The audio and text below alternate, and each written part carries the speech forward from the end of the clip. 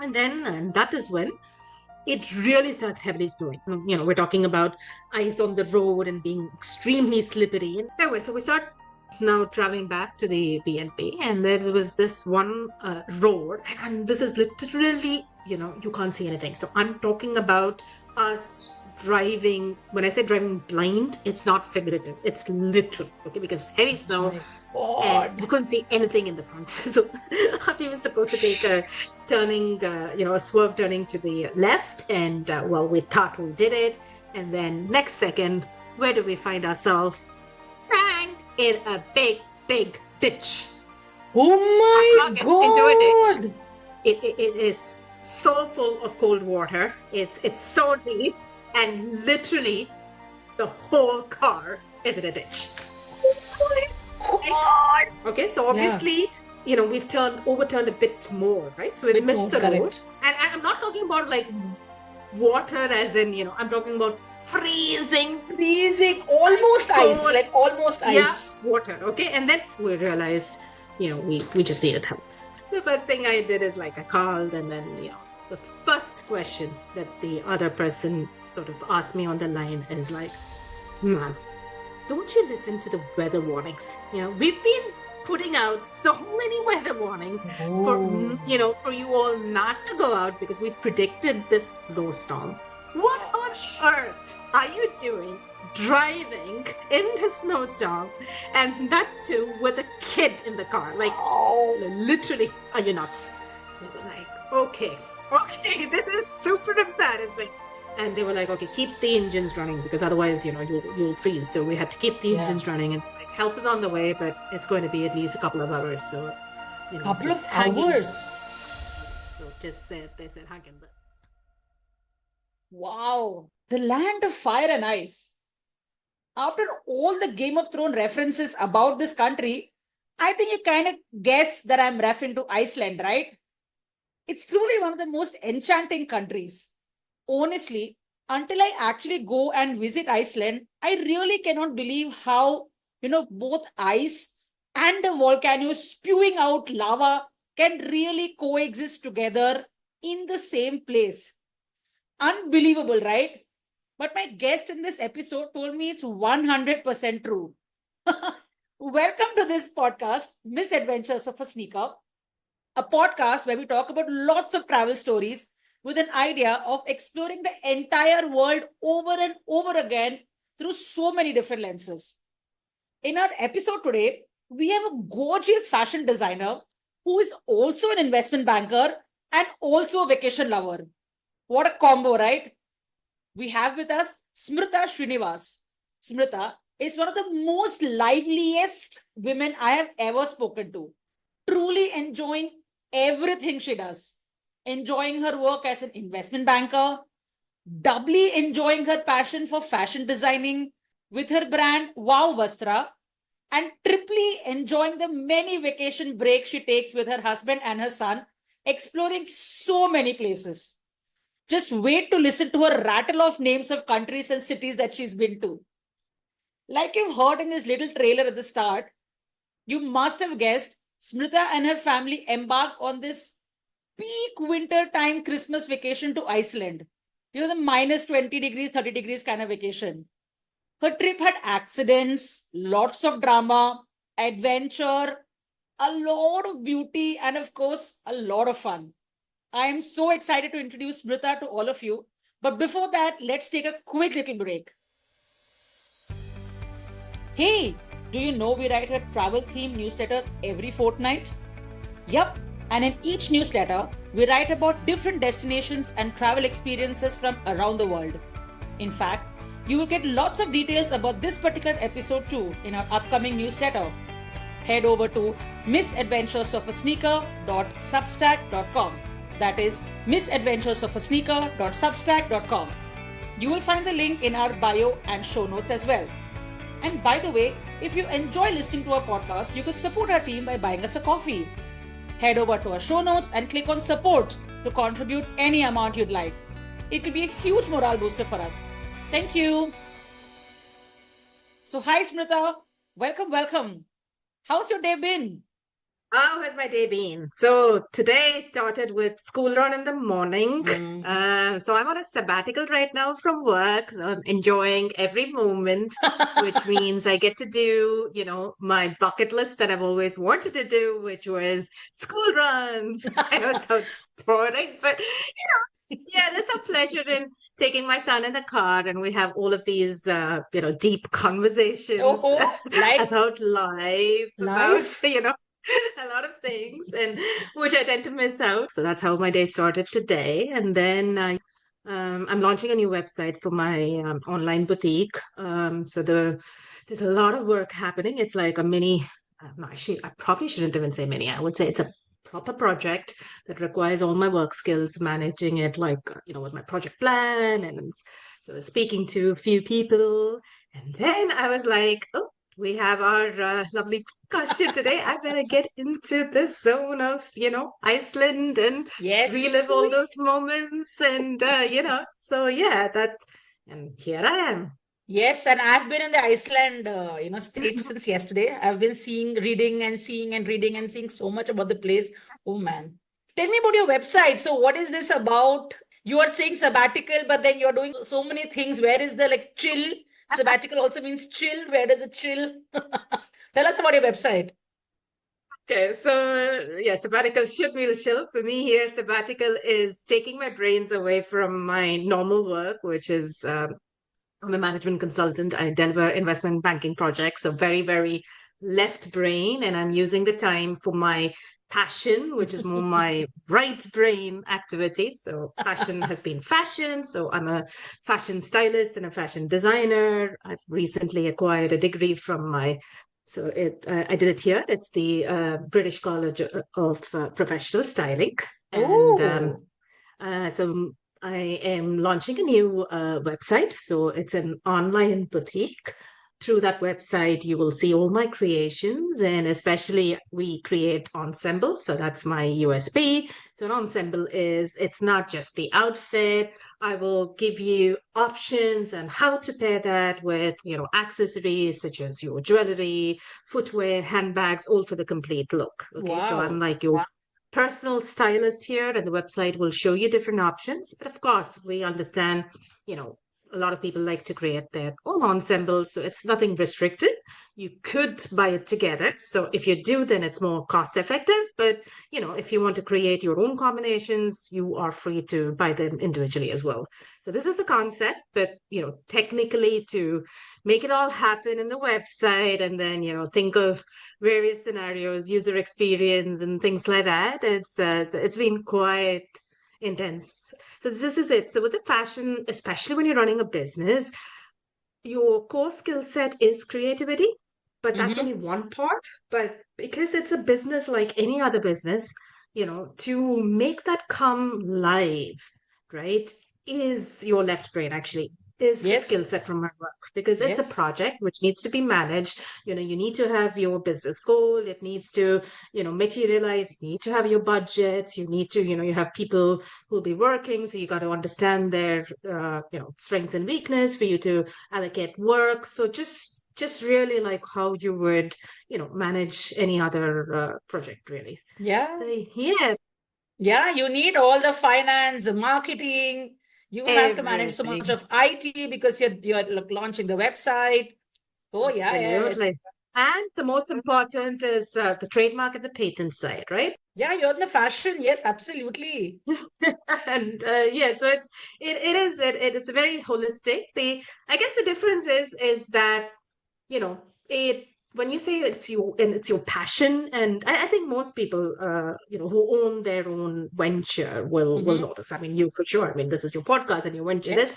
There's Mm-hmm. a difference between doing that work for someone else, I guess, and for yourself. That Yes. there is that true satisfaction, I guess, if Yes. you Yes. do it for yourself, Absolutely. really, which you don't really get when you work for someone else. So 100%. So earlier I used to pride myself, like when I was in a regular corporate, in quotes, corporate kind of job, I used to pride myself in that, I'm amazing at work-life balance. That has gone throwing out of the door now. So, because I'm really enjoying what I'm doing as well. Not that I wasn't enjoying earlier, but then I mean, I don't know, like you're saying, is something, some wiring goes off when it's your own venture and it's the passion that comes along with it. So that's what I think, that's what they say, right? You've traded your 9 to 5 job to now work 24/7. That's really Correct. it, Yeah, isn't it's it? true. It's true. And I'm having so much fun. So it's not even like, I don't feel that, oh, like Mondays are not annoying, things like that. So it's a lot of fun. Hey, what's your venture called? It's called Wow Vastra. So Wow wasn't Wow clothes. Vastra, as you know, is the word for clothes. So it's Wow clothes, really. Nice. And so we do men, women, children, boys, girls. To be honest, teenagers are very, very difficult to please, I would say, amongst all the segments. By the time I design something for them, I'm like, especially the ones here, because they do want the touch of tradition, but it always has to be in Indo-Western fusion. Yes. So that requires really a bit of thinking to put something together. Do you see a them. huge difference in what a 30-year-old, 40-year-old person wears or likes to wear versus a mid-teen? A huge difference? Huge difference. I mean, as well as between boys and girls, to the extent that I get told by my sons, like, "Oh, don't understand boys' fashion," and I'm like, "Dude, I'm supposed to be doing this for a living." It's like you just don't, do these combinations, or you just can't wear it. Like my son will not wear anything that that I've picked out for him. It has to be him. So the teenage segment is like you got to trick them to believe that they've made the choice. You see what I mean? But you've got to put your hidden agenda in there. So some different kind of skill set you're building by doing this. So this is like not regular. This does not. You can't be taught this skill set. 40-year-old, it's a lot easier, right? You kind of ask them a basic set of questions, and it's like, okay, party, not party, traditional, modern. You kind of can. Funnel them by asking them questions, and you'll ultimately be able to come up with a few designs with these teenagers. I'm like, I don't, I do struggle. Oh my God. Now they're all about sustainability and that kind of thing, Yeah, this whole sustainability thing is a big thing in fashion, and people don't mind paying for that. I mean, it's good. It's good. It's good. It's good, and they're aware of it, which is very interesting. I mean, if I go to a 30 or 40-year-old, it's like if I want a sari, they're not going to ask me, is this sustainable material? So be like, does it look good? What is the price? What is the price? Correct. Wow. Lots of interesting things, man, you've got to think of. So sabbatical is being extremely well used, I can see. Yes, I guess so. Yes. Smrutha, I haven't yet welcomed you into the podcast. So welcome, Smrutha. I'm so happy to have you. We are called the Misadventures of a Sneaker. We're a travel podcast, and there are a few travel stories about you that I did some spying around and research and found out. My research goes into great lengths and depths. Oh my God. So this is a trap, huh? You guys have actually, set a trap here. I read that growing up, you celebrated your birthday mid-air on a flight. Dude, I've only read about such stories and experiences. How was it? Yes, that was when I was 7 years old, 1987. I was traveling back from the US to India. It was West Coast, California. My uncle was there, and we went to attend his wedding. So as you know, when you come back, you lose a day, isn't it? Right. So I think we traveled on 27th, and then sort of 28th was the day in the air, and that was my birthday. And yeah, I honestly, it was a surprise. I mean, remember, like, as a 7-year-old kid, imagine, the whole flight actually singing for you, and then the air hostess managed to get a cake, and that is when I actually opened my first champagne bottle. Oh, even managed to arrange that at the rocking age of 7. Oh my God, it is genuinely lucky for everyone number, it seems. Totally unexpected. I don't even know. They probably must have picked it up from the passport. Even my mom wasn't aware of it. So it was indeed a surprise, really. Oh, lovely. You have strangers singing for you. What fun. Absolutely. And then what I even got some gifts that they were carrying actually in their handbags, tokens. But yeah, I was blessed. And then the air hostess literally came out with a cake, and she made the announcement that we have a passenger here, and she asked me to come in the front, and she's like, it's a birthday, so can we do the honors of singing for her? I was just blown away. And you So still haven't forgotten it. It's so live in your memory. yeah, I remember even what I was wearing. I was like wearing a white dress, and then I was Singapore Airlines. That's what it was, and very very Wow. friendly. I don't know if they do that these days, but I'm talking about what 30 years ago. So They should do yeah, it even now, man. You've remembered it like 30 years later. So it was so special. They should do something, things like this. it was a sweet gesture. Yeah. So I guess some of our travel stories are where we carry a happy memory. Some of those are nightmare stories. So like, I know a lot of people have been sharing, those when I listen to your podcast, and but yeah, I must though confess to something to yourself, and I guess to all people listening to me on this podcast. Okay, so compared to some of the people that you've had on your podcast, who all seem to be very, very intelligent, very well read. They're like authors of their own, and they reel off so many places, and I mean, it's like they are encyclopedias. Okay, so I have a memory of a goldfish. Okay, so I think it's a genetic disorder. Even if I go to that place like 100 times, I don't remember the names of the places. Okay, but what I could do for sure is, if someone is interested, I know I've seen your podcast where you sort of give the information out and your descriptions and links. So I Mhm. will definitely provide those links later. But I am not gonna be one of those clever clogs that you've had You're going on to your be a podcast. phenomenal storyteller, and we love stories. Oh, in the blog and in our show notes, we mention all these details. So chill. So yeah, so for me, travel is all about the emotional connection, the experiences. As I said, some of it, if it's touched my heart, I won't forget in like years to come. But You even remembered Singapore Airlines. Okay. So when you say goldfish, it's your it's names of places, that kind of thing. So maybe it's like, I don't know, temporary amnesia Hmm. that I get. Oh my God. Tell us some of your like oldest travel memory that kind of stayed with you. Sure, sure. So this is not necessarily my earliest, Hmm. because I think the earliest I started traveling was probably a year. Hmm. I think. So, I mean, obviously that's with family. Why this is sort of memorable is because this was when I was so I was 13 years old. So I was in Chennai studying. My mum got transferred to Bangkok, Mm-hmm. Thailand. So she got transferred sort of as the head of the banking operations for Bangkok. So she used to work with a bank. And I said, no, I really need to come with you for this posting, because, most of the time I was with my grandparents, because I didn't want to sort of go different places. Correct. It's difficult. Mm. Yeah.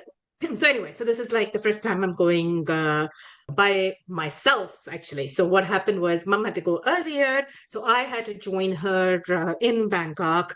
And at that time, there wasn't a direct flight, so we had to go to Calcutta, and then from Calcutta, you travel to. Wow. Okay, so this is so actually I have traveled by myself as well earlier when I was 6 years old, but that was, I think it was called unaccompanied minors those Right. days. But I think when you sort of cross 13, you're still an unaccompanied minor, but the difference is you're expected to do sort of, the security checks and the, Oh, wow. your Really? checked in baggage by yourself. Okay, so this was my first experience. Um, so did all of that, and then I came to I think the security check, when the lady asked me. So she said, "Are you carrying Indian money on you?" Naive. Then I said, "Yeah, yeah. I think I don't remember the amount, so maybe I think it's like some 20,000 or something like that." I said, "That's what I was carrying," and she immediately said, she tried to scare me to say, you're not allowed to carry so much of rupees outside the country. Someone can arrest you for this." Oh my So, God. but you know what? Give me like half of it. I'll sort of keep it safely for you, Oh and then you can, I'll make sure that it's sort of returned to your family. Give me the address, and then you can take the rest of it. Okay. So she probably thought, okay, I'm gonna, small girl traveling yeah, alone, and yeah. Quick money for she her. can. Yeah, it's like somewhere at that time when my parents were speaking, I've got this into their head that there are certain amount of dollars or foreign currency that I can carry with me. So I actually told her, I said, listen, I know I can't carry the rupees, but I'm allowed to carry dollars. So I'll go back, exchange the rupees to the dollars, and just redo the security check again because I still have enough time for the flight. So I'll be all right. And she was flabbergasted. She didn't expect that from me. So You sometimes broke I don't her know. heart, man. I forgot. So this is one story I remember, and mom keeps, sort of repeating it to others. They say, oh, You are a smart 13-year-old. My God, this is very impressive. there are these moments I do have. Yes, I think it's Dr. Jekyll and Mr. Hyde. Sometimes I have no idea. I end up, with these smart ideas, but sometimes I think I'm just, in my own Wow. space. Yeah, so I remember that, and I think that's what I did. So I went back and I exchanged the rupees to dollars. I did the security check again, and then boarded the flight. So that was Wow. an exciting travel My experience. I man. remember. Very impressive. First of all, traveling without the accompanied status, that itself is a big deal. And then, such smart kind of stories is nice. I didn't know the word unaccompanied minor then. I think when I did it the first time, and as I said, when I was like 6, I think I called myself as the unaccompanied baggage. So my mom said, yeah, the most precious unaccompanied baggage. Wow. So you've done a lot of Chennai, Bangkok when you were a kid, is it? Yes, yes. So, and then of course, I stayed on there for 6 years. I studied in Bangkok, but most of the time at that time I would, sort of travel by myself. And I guess that, You liked yes, life in both the yes, places? both places I did. But for me as a teenager, there were some moments again that especially I think, because I come from a very protected kind of family. So in Chennai, with my grandparents, I went to an all-girls school, Church Park, and so with these two plaits and ribbons, and I Oh, good used to wear girl. glasses, and big fat glasses. And imagine you go to Bangkok, it's international school, and I land there, with the long hair and With two the ribbons plates. and the glasses. I mean, it's just, let's just say it was a pure fashion disaster. So, You've come a long way from there onwards to now being a stylist. Imagine, wow, a I know designer. so that's, you're right. That's all connected, I guess. So this is something, I when I talk to women to motivate them, I kind of repeat the story because, as you rightly said, so I come from being a very insecure, underconfident, girl, and then I actually got bullied and dragged in school. Oh my God. Yeah, it was a story of how I Oh God. evolved, picked up the Yeah. courage, and then, I guess from the moment to probably being over. That's what my grandmother says, apparently. But, I had to fend for myself. That's very, very good and very impressive. Yeah, I guess that's been the journey. That's it's all connected. It's when you come Yes. from that background and you've had that journey, I think you want to sort of pass that on, to others. And that reflects in my designing as well. I mean, it's not any body shape, any size, I can still make you look good. Oh, I love And it. it's just about the designs, right? I want you to feel that. I want you to feel that you deserve to look good, and you should be investing in yourself, if you see what I mean, right? Yes. It's a lot about your own self-confidence and manifests into the clothes looking good, manifesting on your self-confidence. It's all like interlinked, I feel. Very nice. I like what you said. It's very, very, it echoes for me as well. So very, very nice. So have you ever gone back to Bangkok after, like, much later, years later, kinds, and revisited your places there? Same question for Chennai also. So because these were places where you've grown up. So Chennai very often. So I've been here now in the UK for 21 years, and luckily, almost every year I've been able to go back. In fact, twice or thrice to Chennai, to be honest. To the Nice, extent very that nice. my friend actually says apparently the occupancy ratio of my house here in UK will be very underutilized because most of the time I'm not here. Perfect, Uh, perfect. so family is there and I visit often. Bangkok, actually, interestingly, I'm only going back this December Oh, after 25, whatever years. nice. Oh, it's going to be so exciting for you. So yes, I'm gonna go and see all my classmates, revisit the places, and this time I'm taking my boys, my husband and son, because I Oh, talk my. so much about the place, and they wanted to sort of come and be part of it. Are you going to have a reunion as well there? Yes, we are. So I've told them I'm coming, and we're gonna have a reunion as well. How fantastic. Do you always plan nice December vacations? Yes. So I must admit that the planner, especially for vacations, is my husband. Mm-hmm. So we are both the kind to be organized. So whenever we go on travel, everything is planned. We don't leave it to chance. Mm-hmm. But this normally the job of planning is left to hubby. And actually, at this stage, I must mention one of the travels that we've had. This was Mm-hmm. a couple of years ago, 2022, when we went to Iceland. Okay, so that's always been in our bucket list, especially for me because I've wanted to see the Northern Lights, the Aurora Borealis. So that's generally in winter, right? So with Iceland, it's kind of two different sceneries that you get, right? So winter is really, winter there. So It when you're talking really about is seeing, just so ice.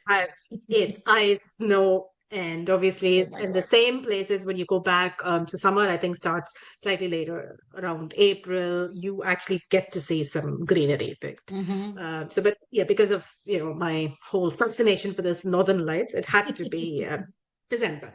Yeah. So let's just say that planning a trip on 24th of December, so Oh Christmas my God. Eve, especially to land in any place, whether it's, I would say Europe or any other places around here, is not a great idea. So this is a tip. This has happened twice now.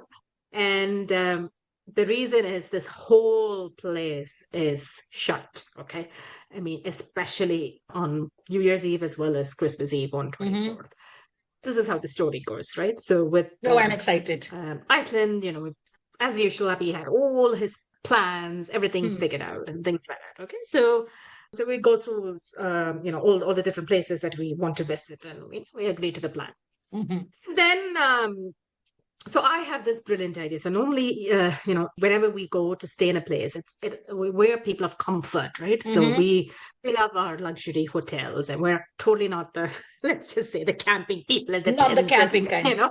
Perfect. you know we Okay. we like our hotels with the spas, and we love to go and Why enjoy our not? lovely Why not? food. I love it too.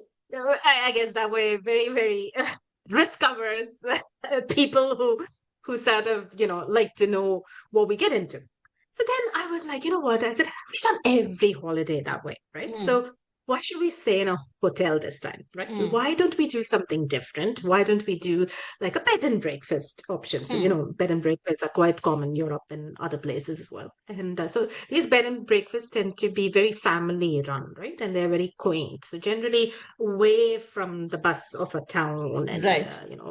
sort of stashed away. So he was like, okay, you want to change the pattern and do something different? Let's do that. So we sort of booked ourselves into the bed and breakfast.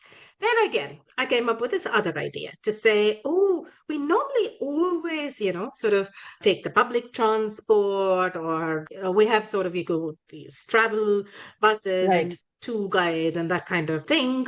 So why don't we do some driving there this time instead? Because, we've Oh, not really, everyone says, oh, like, road trip is exciting or driving is exciting. It's like, oh, we haven't done that. So maybe we should do that. So exciting. You're choosing all the risky things in a December end December period for Iceland.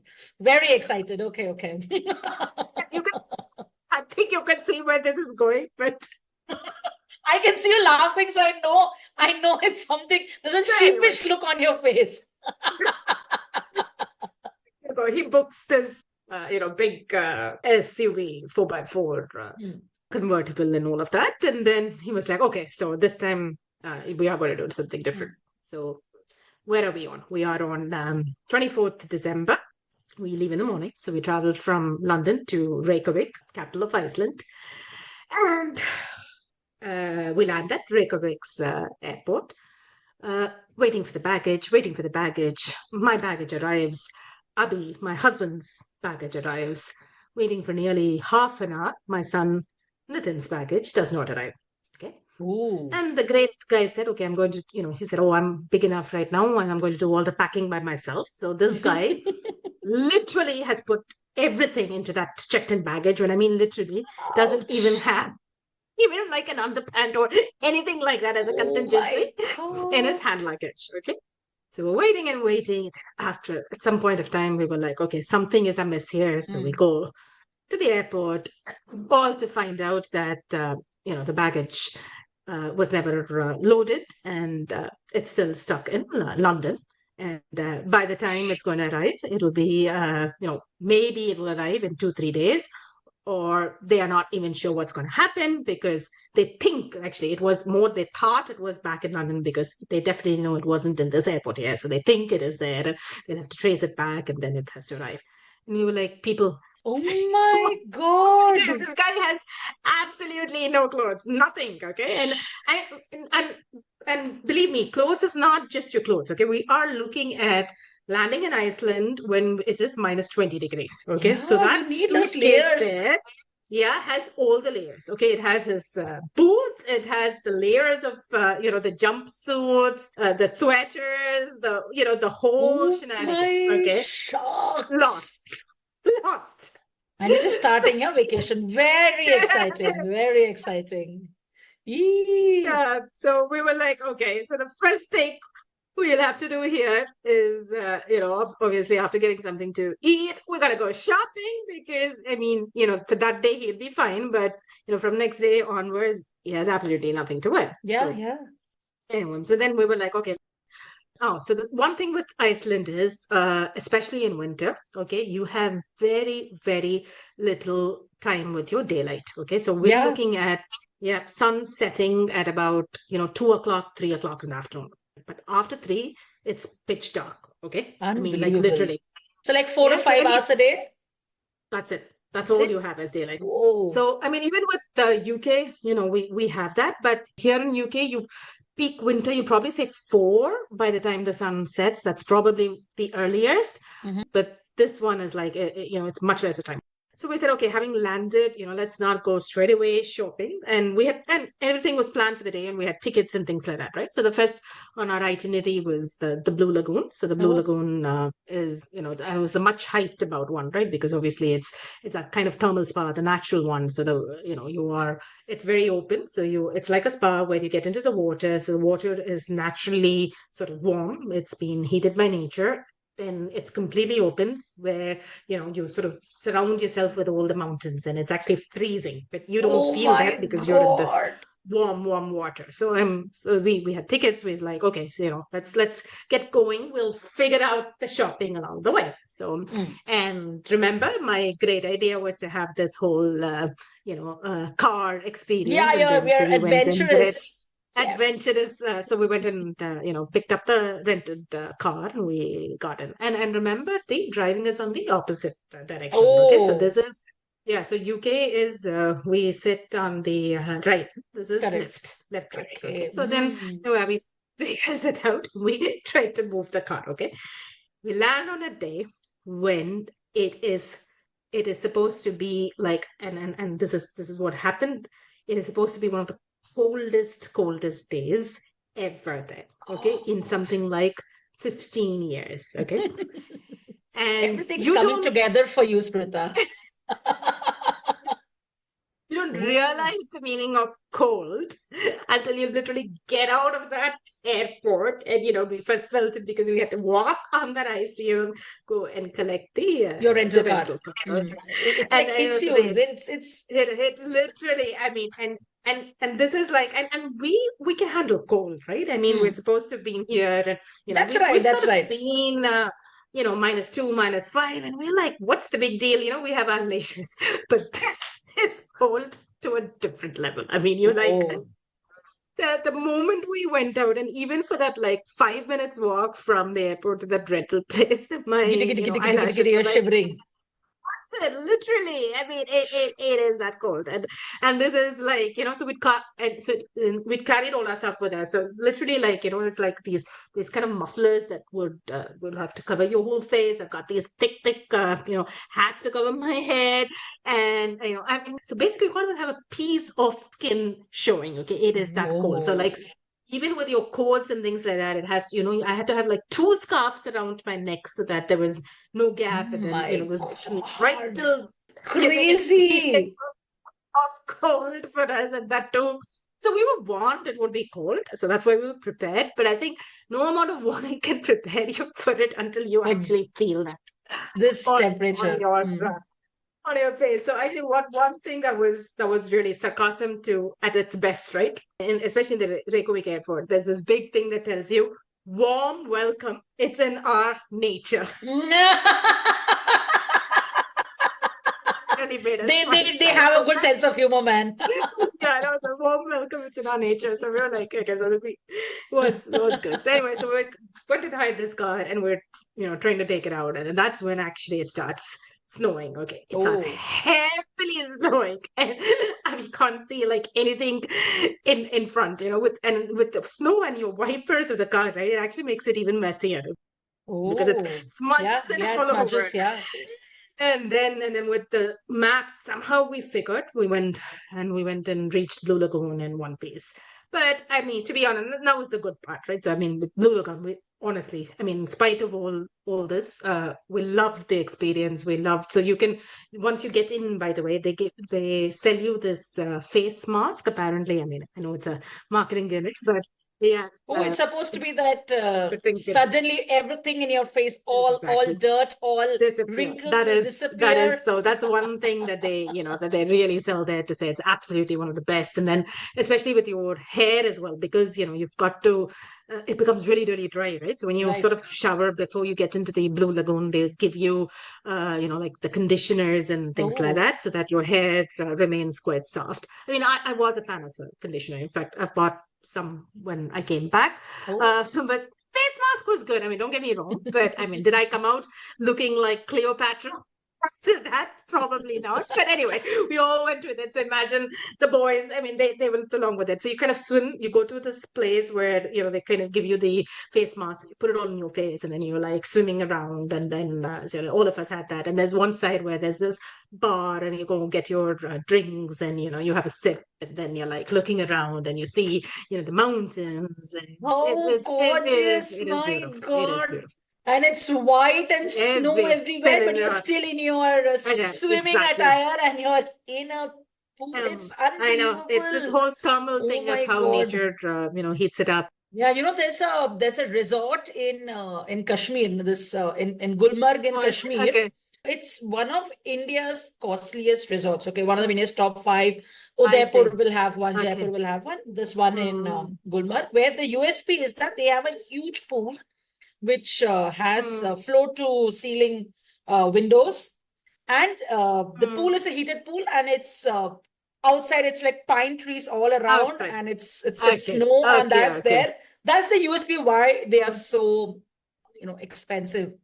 And here it's an indoor mm, pool, so it's not like an outdoor thing. So we went there just for when we went to Gulmarg, we said, oh, let's go and see this resort. We'll go for a coffee or something. And then I saw this pool and I was like, oh, this looks so gorgeous. And we went in winter, so we did have snow outside, and it okay. looked so Yeah. pretty. Yeah. Yeah. And here I'm comparing that to your geothermal, place that you went to, the Blue Lagoon, and that's in the open. It would have been crazy. Oh, No, I would highly recommend that. Okay. I mean, if you're going to, I mean, I would say not even if you're going to Iceland, visit the Blue Lagoon. I would say, you know, go to Iceland to visit the Blue Lagoon. oh. It is one of a kind experience. One thing I will never forget, Oh to be my honest. So God. actually, quite devastated when so right now recently they've had volcanic ash, right? So December 2023 they had a series of eruptions. Right now August, September as well. So there was this time where obviously they had to protect the Blue Right. Lagoon from the volcano. So there was a period where it was closed, and then now I think I read that they've got these protective layers to make sure that the ash doesn't affect the water. And I was like, it's such a beautiful place. So Yeah. when we heard about this, we were like, I hope they are doing something to protect it. So it's open from what I know. It's still open in spite of all of these volcanic eruptions, but beautiful. I mean, I think that's nature at its Oh, best. wow. So this is a resort where you can stay as well? The Blue Lagoon, the No, boat so setup? there are sort of hotels around, Okay. but in the Blue Lagoon, you generally go visit. Okay. So it's like a just like the same thing, like a swimming experience, Okay. right? So you Okay. go, you visit, you have these shower cubicles, take your shower, go in, and then have your swim. When you come out, then again, you shower and then change, and then you sort of leave. So you don't exactly stay there. Oh, absolute perfection. It was beautiful. So anyway, so after that, so we leave Blue Lagoon, and then we have our Yeah. lovely car to drive. Still snowing heavily, by the way. And then and remember this Oh, time yeah. I asked for this B&B, which is in Selfoss. So this was Selfoss. So Selfoss is another city, slightly away from Reykjavik. And yeah, so as I said, normally, compared to sightseeing in a town and buildings and that kind of thing, we're like nature lovers, right? So we love generally going and seeing countryside or more of the natural things like glaciers or the volcanoes and beaches, that kind of thing. So Yeah. Yeah. Yeah. so this place, so Selfoss is more central for that. So it all depends on, so if you hear people's suggestions, a lot of people will say, stay at Reykjavik because yes, it is more accessible. But we chose to do Selfoss because, from there we wanted to sort of go to the outskirts. Got it. So anyways, with all the driving and my great, I was a person looking at the sat nav and directing Abhi as well, God help him. But anyway, we ended up at the bed and breakfast. So this is what, 24th evening, we're looking at something like, say, 6 o'clock in the evening. Okay, so Okay. we reached. And Iceland is supposed to have their Christmas on the 24th. The Icelandic Christmas is on 24th. It's not like an eve. It's their Christmas is on 24th, the day before. It is their Christmas. Oh, this is something I learned when I was reading up on Iceland recently. Wow. So yeah, although I say it as Eve, it is their Christmas Day. Absolutely. Now, anyway, so the thing with the bed and breakfast is because it's family run and things like that, you would kind of think that they would have something for you to eat. Now, that is, let's just say, where our great planning and homework did not work because I mean, so we knew our cottage had this kitchen because we could cook, but we thought that the host who would welcome us would, sort of have something to eat and ice, like, sort of anything really. Unfortunately, they did not have even a morsel of food. Okay. And you're looking at it still heavily snowing. And I was so tired by that time. And Nitin was tired as well. Yeah. And, we were like, honestly, just want something to eat and, sort of go to sleep. So I even said milk, bread, anything, even like, what you'd have had for the reindeer cookies, They didn't have anything, okay? But then they kind of said, oh, but, it's so simple. Just go out to the Selfoss town and you'll have so many places open. Grab yourself something to eat and come back. Like, okay, fine. I mean, we were hungry. We had to do it. You don't have a choice. And, these people are from there. So if they tell us it's quite near and we have something to eat, let's just do that. So then I think we left it around, 6:30 to go. And guess what? The whole place is shut down. I mean, like literally, okay? There's not a single shop that is open, not a single restaurant, okay? The place is probably because of Christmas. Yeah, Christmas Eve. And actually, this was deja vu because this has happened to us before. The same thing happened to us when, we were in Germany also. It happened to us. And actually, to be honest, even when we went in Rome. So this 24th evening, not having anything is, I guess that's where we should have guessed. We kind of knew that was what it was in Europe, but we kind of believe these people when they said it's open. So maybe we thought, okay, Iceland is different, so we should. Then we were like, guess what? It was exactly the same. Nothing open. And And then we were like, okay, so we started driving around, and then finally we found one kebab place that was open. And guess what? Because that was the only one that was open, literally anybody and everybody in terms of tourists, they're there. Okay, so it takes us something like 1.5 hours to get our pizza, Oh and my to sort God. of have that pizza. So I think by the time all this happened, it was something like 8:39 p.m. in the night. Okay, and then that is when it really starts heavily snowing. Okay, so even till then it was still snowing, but it was sort of light showers, and we're talking about ice on the road and being extremely slippery, and somehow we had navigated through Your all of that. car had those spikes and all of those Spikes, things. exactly. Okay. And so otherwise, obviously it was Oh, slip, right? I yeah, it mean, is kid, right? Yeah. it's very, very slippery. So that's why. So you need, as you said, it needs to be a big car so you have your balance as well Yeah, as yeah. your the spikes so that it doesn't skid. Anyway, so we start now traveling back to the B&B, and there was this one road, and this is literally, you can't see anything. So I'm talking about us driving. When I say driving blind, it's not figurative, it's literal, okay? Because it's heavy snow, My and we God. couldn't see anything in the front. So we were supposed to take a turning, a swerve turning to the left, and well, we thought we did it, and then next second, where do we find ourselves? Bang! In a big, big ditch. Oh Our car my gets into a ditch, God. and this ditch is, I'm talking about something like, it is so full of cold water, okay, because it's so deep, and literally the whole car is in a ditch, okay? Oh my God. And it's heavily snowing, and you're like, oh, shucks. Okay. I'm And I so was happy you're like, still laughing through this, okay? When you're talking. it's a shock. 1 second. So all he was trying to do was turn. Okay, so Yeah, obviously that's we've overturned a bit more, right? So we've bit missed more the road, correct. and this is then there's been no barricade or anything like that on the side. So this has That's just right. gone deep. Next to that, there's like a ditch, and it's just gone, really low with obviously the water and snow accumulated, and we went into that. Oh Okay, so we my were like, God. great. So even when you open the door, okay, imagine there's going to be a lot of water coming in because it's like so full, okay, and You can't step out. yeah, and as you step out, you're like stepping Jeez. out into cold water, and which Abhi did try. So he tried opened it to see what on earth is happening. So even when he stepped out, right, the water is till his hips.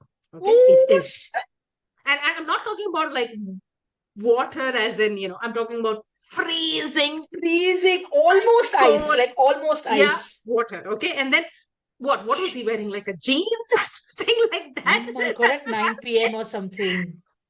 And we were like, okay, there is, so he just went out to assess to say, okay, what is the situation that we're in? So, there's absolutely no way that, we can dig ourselves out, or, like we were thinking, okay, if we use the force and we tried to go backwards, and is there any way we can get ourselves out of this ditch? And we realized, we just needed help. Okay, so and then we were like, okay, so let's now start finding out the Did panic, SOS at which numbers. stage did panic set in? We actually, to be honest, I'm the one who normally gets nervous. So at that time, I should have already pressed the panic button, but I don't know, I'm sort of proud of myself. At that time, Yeah. I was quite cool. So I kind of went into the solution mode along with Abby. So Abby is already in the solution mode, but I didn't say anything silly at that point of time, or I mean, and Nitin Yeah, is when like, so even though, this was what, so now he's 13. So a couple of years ago, 11, right? So he's always the cool one. I mean, calm, and oh whatever the wow. crisis, come what may, is like, he's the chill bro. Okay, so he was Wow. chill. And then we were like, okay, phones, we have to start making the SOS call. So listen to this, okay? I have the most expensive Samsung phone. So whatever the latest was at that point of time. Abhi had the most expensive iPhone. Again, the latest at that Mm. point of time. No network in both. Okay, to make the SOS call.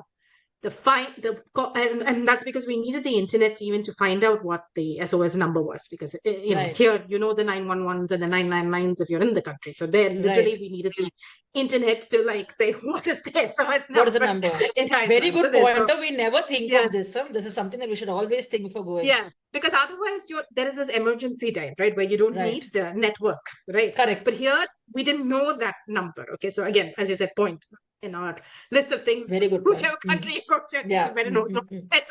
Yeah, that if you're having an adventurous, YOLO kind of trip, I want to do this in Iceland in December, driving, you have to get all these things checked. Oh, wow. Okay, then? And then guess what?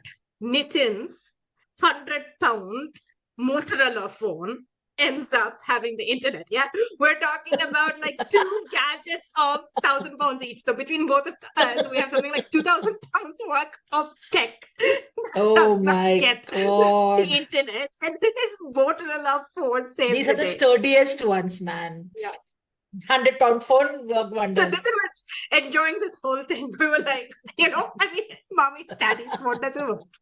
And it's mine. Oh so anyway, so in this particular thing, I guess, we were like, they'd probably be more inclined to listen to a woman in distress with distress. Therapy. The first thing I did is like I called, and then, so we said, this is emergency. This is where we are. And, this is, so we're literally stuck in the ditch. The first question that the other person sort of asked me on the line is like, man, don't you listen to the weather warnings? We've been putting out so many weather warnings for you all not to go out because we predicted this snowstorm. What on earth are you doing driving in the snowstorm, and that too with a kid in the car? Like, literally, are you nuts? We were like, okay, this is super embarrassing. We made a mistake. This is super and we were like, yes. I mean, the only thing we could do is apologize. They must have been thinking, these idiotic tourists, I tell you. Yeah. They really, because you're giving them extra work. That too when they've given a warning, that too on Christmas for them. Poor things, man. Right. But so they were crazy. Like, okay, what can they do? These silly tourists end up doing that. And guess what? Not only us, looks like they've been, they've got calls for at least 10 cars in the ditch that evening. So all tourists no heed to the weather warning. So I had a very, very pissed person on the phone with zero sympathy. And then I guess the only thing that softened it a little bit is I had to say, listen, I have my son, we're really hungry and cold, because by this time, what we'd eaten, and also we started feeling hungry and we were really, really cold as well. So, and they were like, okay, keep the engines running, because otherwise, you'll freeze. So we had to keep the engines running. And it's like, help is on the way, but it's going to be at least a couple of hours. So, couple of hours. So they said, hang in there. Oh my God. Yeah. How long did this take now? So now we're looking at about, we got stuck at around 9. I think by the time we sort of made the call and all of this, we're looking at 9:30, sort of 9:45. Okay. That's sort of the timeline we are in. Okay. And so we had no choice. So we kept the engine running, and we were just hoping, it would continue, because that's what sort of kept us warm inside, with the car heater on, the lights on. That's right. But only thing we were impressed is, to be fair, in that it did take a couple of hours. I think by the time we got help, it was 12 a.m. in the night. But in that time, you won't believe, at least 2 cars stopped because they sort of saw us. They saw the lights on. So they stopped. So obviously they couldn't come in right there because it was the ditch, but we went on the road, and we lowered the window and we could sort of speak to them there, and we said, listen, they were like, can we help you? Do you need anything, kind of thing? We were like, listen, I don't think your cars are going to be able to sort of pull this out. We're really, really stuck. So they so unless you have a really, really strong mechanism to sort of pull it out, towing, and and the proper, you need the car towing equipment, right? So you're not going to people who just pass by will not be having such heavy equipment to pull us out. But we're like, it's sweet, it's like, do you want us to throw you anything into the car? And like, no, we're good, thank you. But that was sweet. So they couple Yeah. of people stopped to check on us. And anyway, so 12 a.m. there is this police car that comes. Oh, Merry Christmas! It's 12. 12 exactly on the dot, 45th morning, and there's this. Her name is Linda. Okay, so she had this absolutely gorgeous one that you see like in Hollywood movies, blonde hair, blue eyes. Oh, So she wow. comes, and then she comes next to us, and then she's like, okay, here I am. I'm gonna get you guys out. So she came, she helped us out, and then she had a look at the car. She's like, there's no way we're going to be able to tow this out today. So you'll have to just leave the car there and leave your luggage as well. So all the luggage is in the boot. So we were like, yeah, but can we at least get one out, please? Kind of thing. Everything is in there. So, and then the boot had got frozen, by the way. So we just couldn't open it because of the water as well. And then between her and Abby, they forced the boot open and we're somehow able to get one small sort of hand luggage out of it. And then we just chucked everything. And then she said, listen, I can't, drop you at your bed and breakfast because that is in some godforsaken place. So I said, I suggest we go back to Selfoss and, check yourself into a hotel there and then you can, figure out the rest. So then we went in our car and went, with all the sirens, we went, luckily. And then, on the way, we'll have to call the hotels because which hotel is going to accept us? I mean, these were booked. And all hotels are booked. Exactly. Yeah. So this is like last minute, right? So it's like, even for her to say, which hotel are we going to? Somebody should accept us. So I was making all the calls to, calling one by one. Luckily, we found one that would, have us. And then we kind of had to say it was an emergency. So they were happy to have us. So she dropped us there and she said, Merry Christmas. And we were like, Merry Christmas so much. And guess what? The hotel that we got in is the one that Abhi had booked in initially first, which I made him cancel because I said, let's have a bed and breakfast adventure and we get back to the same place. We were like, okay. Someone is laughing somewhere, okay, at this joke. Someone is laughing. Oh my God, this is nuts. What did you guys do for 2 hours inside the car? Yeah, we're playing Antakshari. It was difficult. It was, I mean, we were like just entertaining ourselves and we were like scared. What if the battery runs down and we don't get, we don't have the heat inside the car or the lights. And then, but to be honest, as I said, my son was as good as gold. He was so well behaved and, I think even that time I made a few phone calls to that lady to say, are they coming yet? Are they coming yet? To the point where I think the fourth time, she was like, ma'am, they are. So I assure you they are. Why does it take 2 hours? I think this is what happened. There were so many cars in the ditch that day and just a few people on the petrol, right? Who had to come and do this. So I guess, yes, let's say this Linda must have saved quite a few tourists. Yeah, man. All the Merry Christmases and God blesses towards her. Really. Oh, okay. So you're starting the trip with a bang, man. Baggage lost, snowstorm into a ditch, everything and no food before that. Everything together has happened on the same one golden day. One golden day. So moral of the story, do not travel on 24th, at least for the Srinivas family. We are jinxed. Okay to travel on 26th, don't care, or travel on 23rd to be there, don't travel on 24th. Yeah. Now I know why you chose Iceland as your, vacation story for this podcast, man. This is nuts. This is nuts. This was nuts. So, I mean, to be honest, if anyone wants to travel to Iceland, especially if you're going to come all the way, from India, one is make sure you wrap up. And I'm talking about layers and layers, especially your boots, the kind of shoe is very, very important. So, I mean, normally, you'll sort of have these thick boots, like I think what you have for like Switzerland and things like that. Even that won't hold good here. Okay, so I know a lot of people invest in good boots when they go to see the Swiss Alps and they think that is cold.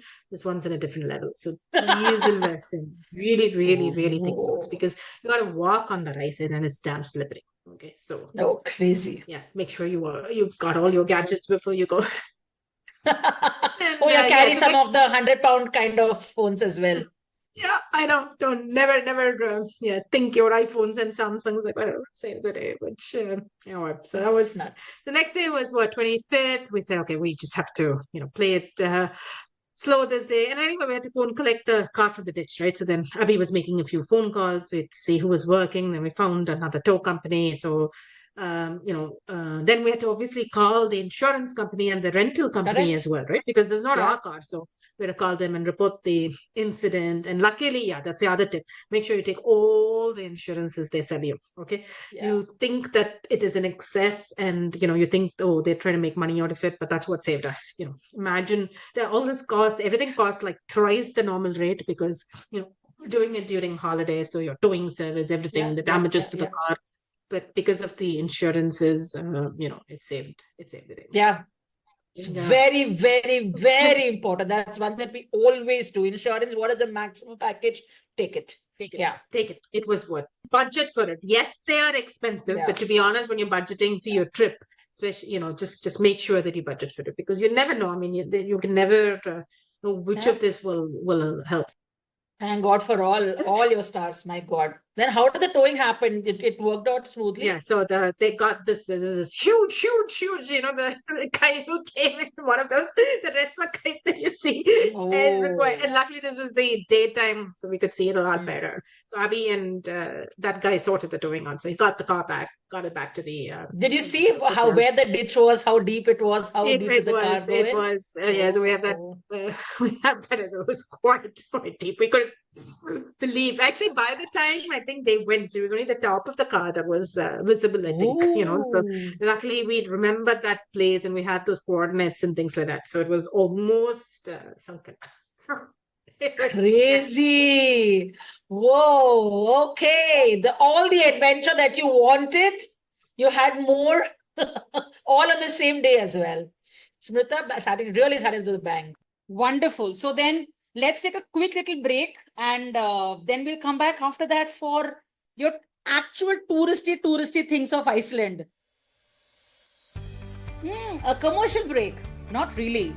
This is a request to you to check out our labor of love, a newsletter on Substack called Sneaky Footprint. It's from our team at Misadventures of a Sneaker. We write about travels, vacations, travel tips, anecdotes, lots of pictures, and of course a suggested itinerary as well. Do check it out, misadventuresofasneaker.substack.com.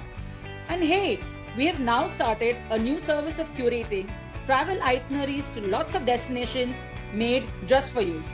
So if you want to get a vacation plan like this one to Iceland, leave us a note on Instagram or DM us on our Substack page and we'll plan something special for you. Please support us by following and subscribing to our newsletter and Instagram page, Misadventures of a Sneaker. All the links are in the show notes. Thank you. Hey ho, welcome back from this break. So Smrutha, we start now touring around all the different places. Yeah. So we probably lost like maybe a day. So 25th, we were planning to do a few things which we couldn't. But then, you have to recommend, spend so much of money to get there. And in spite of all this, I was like, I am not leaving seeing my northern lights. That's what I came here, And then we're like, okay, let's just put this behind us. It's happened. And then we were like, okay, so how do we now do the visiting? So general recommendation is, one of those tourist buses. Again, you have a choice there. You can choose something very private where it's just, a smaller sort of a van and they just take your whole family. But, seeing the number of cars in the ditches, we wanted it as big as possible so that we don't end in a ditch. So we chose the biggest tourist bus ever. We thought it would be safe to be in that. So it was a huge crowd, but at least, so it was like those double-decker ones. So in a way, we were like happy to be on the top to, sort of see the scenery better and just like a nice view as well. So we did that. So on 26th, one of the tourist spots that we visited was the South Coast trip. So that consists of the South Coast waterfall. It's got this glaciers and it's got this black sand beach. So that's what we did. So it kind of takes you. Oh, yes. All these really popular places. Tell us. So this is generally to these kind of trips. Yeah. Again, if you have a young child, I'm not sure how comfortable you'll be, because we're looking at 8 hours. Okay, so these are places we're looking at this much away from the city. So even if it is Selfoss, right, we're still looking at hours to even get there. And again, restricted by time. So that's why all of these tours start at as early as 7 a.m. Okay, so the idea is complete darkness.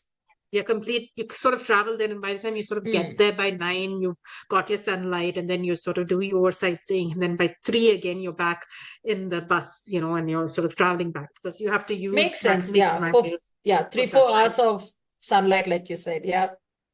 And then they will stop. Obviously, one thing that's really, really good in Iceland is, like, obviously toilets are impeccable, and there are lots of places where they will stop, get you. Fantastic. You can have your food and things. So that way you're all right. Fantastic. And so literally when you look outside, you're looking at, white snow, and nothing but snow. So it's all white. I think I remember when I was listening to the podcast, I think I remember a person talking about it. He mentioned the same thing, and it's so snowy. He said you could just see white everywhere. So Iceland is literally that. So so that, just sort of taking in how breathtaking the whole thing is, and sort of seeing enough white and snow for the rest of your life. These are wintry, dreamy landscapes, right? Yeah. The same thing in summer. You would have seen that scenery and beauty. You'll have meadows and all that, probably. Exactly. So you could have seen a different landscape. Each season here is a beauty in itself. Dreamy white in winters, and then dreamy meadows in summer. Wow. And how was this tourist bus that you went on? You guys had a guide? Yeah, they tell you stories. So it's all about very interesting stories that you get to hear from the tourist guide. And remember anything? Yeah, so 2 stories. One is a story, one is the prep. The fact that we learned is, because Iceland, has this threat always to have these volcanic eruptions, all of the people, right, know this drill. It's like, the fire drill that we have, where people are trained and they know what to do in the event of a fire. Everyone in Iceland is trained to, for the situation that if there is a volcanic eruption, what they need to do, which is their place of gathering, and things like that. And guess what? Later on, when this eruption actually happened, and I said, we had these recent ones, 2023, and even like right now, we were thinking, all that training, I guess they come to put to very practical use, so you didn't. It's the land of fire and ice. There is a reason why the name is absolutely, fire in it. The fire is your volcano, your volcanic ash, your geysers as well, right? So those are your hot springs that go up. Absolutely. Sometimes 60 meters high up and things like that. So that's like really hot. And then, but surrounded with ice and snow and minus 20 degrees, right? So we were like, that. And also, so actually, I guess the first time Iceland came into prominence was that 2010. So remember when the volcanic ash eruptions and the whole world got halted, and because the flights were disrupted, and everything came for a whole week. If you remember, the whole air travel got halted, right? So I think that's when they came on Iceland, and they kind of tell you that story as well when you go. It's like, we were this, nobody really knew us, and we just completely got all the limelight because of crazy, absolutely crazy. Yeah. So this is a poignant story about, apparently even then, when you had, when they were like certain tribes, and if you sort of do marry between one and another, it wasn't approved, and it looked upon as disapproval. So there was this couple that lived in the caves, apparently. So they were showing us those caves, which are really deep caves, for years and years, because they were escaping the rest of the society. Then they had a kid also. I think they had like 2 kids, and then apparently the village caught up with them, and they found them. And it was poignant because they had to make this choice, because, they had to run away, and they knew that the children will slow them down because they won't be able to face the harsh weather. Can you believe they left the kids in that cave, and only both of them escaped? Whoa. I don't like that story. Yeah. Lots happened. And then there were like a lot of things they were saying, this is the landslide which they had. So there have been lots of stories where people have got trapped. And so those poignant stories where, what a country, man. Absolute extremes. Ice in one side, and you have volcanoes and other and others. Unbelievable that both are like so Unbelievable. So coexisting. close. I know. My And God, you can have landslides because of the snow. You would have had landslides because of the seismic, activities and all that. There, correct. it's crazy, Absolutely. And then, crazy. oh, the other thing that was interesting is they had these greenhouses. So, Mm. because vegetation, they have to grow their crops. So they have these big Yeah, yeah, yeah. greenhouses with a lot of lights, and that light is the one that gives the heat, and that's how they grow their crops. So you'll see that, whenever you're passing, big, big, big greenhouses with all Oh. the vegetation and stuff. So that's a pretty thing. And yeah, so when you go up there, so I think that day as we saw this waterfall that was like, as I said, the 60-meter high waterfall, but it was frozen. Okay, so it was, let's say you have to imagine it as a waterfall. I have never seen a frozen waterfall. Wow. Completely frozen. So for us, in fact, you know what? We've seen more frozen waterfalls than, ones where it's Water running. flowing So even ones. Niagara, for example, when we saw it from the US side and the Canadian side, again, we went in winter, we actually saw the whole Niagara frozen, including some frozen, when it actually falls, as well as Yeah. the bed. It was just ice. So that's a different experience. I I mean, have only seen videos and pictures of frozen waterfalls and all that. I've never seen one. So I mean, I it really is nice. It is. like If you icicles, like you can see things like that, icicles, right? exactly. So, but to be honest, I think Oh. that's when I lost it because it was so cold. I mean, my son was more well behaved, and there was this walk that we had to get out of the bus to sort of walk and see the waterfall. That time, I think, is when I lost it, because even when it is so cold. And oh, by the way, so my hair's quite long, and I generally leave it loose. Can you believe my hair got frozen because that wasn't inside the cap? Like literally, my hair was frozen. My eyelash is frozen. You are looking at much of cold, and I think at the point of time, I'm like, I think that's when I lost it to say, I'm done. Yeah, No, people can lose it, but I can't imagine hair being frozen, eyelashes getting frozen. It's very that was extreme. severe. It was. So I think it's a balance. So for me, I would say yes, it's a exciting experience for sure. I don't want to put anybody off. But when you're out for hours and hours out, and then I think it gets to you at some point. So there needs Yeah, to yeah, be yeah. a balance where you'll sort of want to come back. And I still remember when they came back to the bus, they all gave us like hot chocolates. That hot was probably so watery, but it tasted as if it was the best in the world, because I Yeah. really needed something warm. So these are the Oh. places. So it's Icelandic, I think, is the language. So I'm not very good in pronouncing these places. So as I said, if someone's interested, I'll send the links. I think this is called a Seljalandsfoss is the waterfall, if I'm pronouncing it right. And then No, we put up the links in our show notes, so no worries about that. yeah, and then the black sand beach was very exciting. So that is literally, the sand is black. That's why it's the black sand beach. So I've never seen black sand. That was super exciting. So I have seen videos of this black sand beach primarily because of the crazy waves that Correct. Very high waves. that come on this beach. Yeah.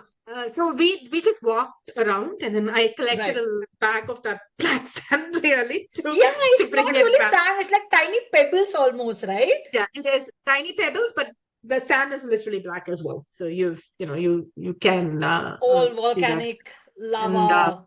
I don't know things actually. I don't there. know why it is black. I have to Google that, to be honest. I don't know why it is black. Even there's a cliff by the beach, right? Which is also Mm. supposed a black cliff. So even Yes. that is the one that's also basalt surfaces, which is all created because of the lava that is then Havana. yeah. So it's crazy amazing. Wow. And did you actually those crazy waves, or the Yes. day you So went we was saw summer? them, but we didn't go too near. So we kind of walked up and down the beach, and we saw those waves, but that's about it. We didn't, attempt going near or Please anything like don't. that. It should not be attempted also.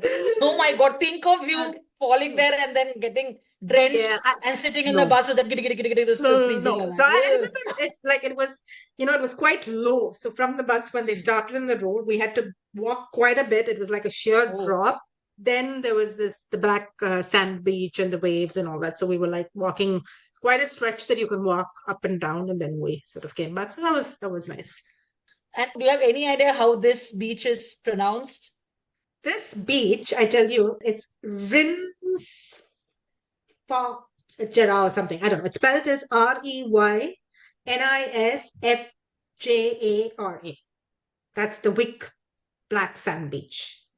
Okay, Oh, so so yeah, I told you my Reynisfjara or pronunciations something. are terrible. So, Yeah, it is anyway tough to pronounce kind of names.